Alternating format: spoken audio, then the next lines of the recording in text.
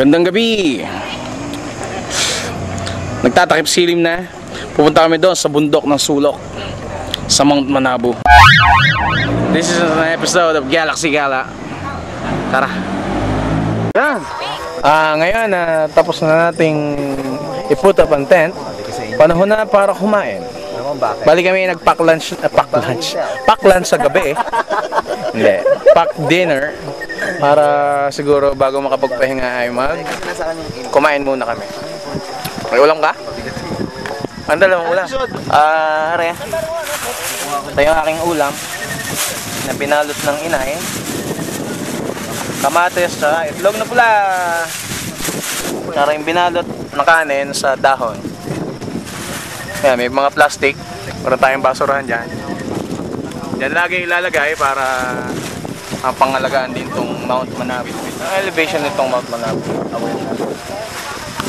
2 meters above sea level. Ito palang Mount Manabu ay 2 meters above Mataas sea. ang bubong namin. Above sea level. Hindi po yung tunay. Atin pong i-research. Ito po ang tunay na elevation ng Mount Manabu. Bukod dyan sa binalot na yan with my pulang itlog. Ano pa tuloy na? Pulang itlog. Ang mga ibang ulam namin is ano yan, Ray? Apretada? This one is galing to sa pistahan. Okay. Yan, Rex. Corn beef. Corn beef! Napaka-common naman yung corn beef na yan.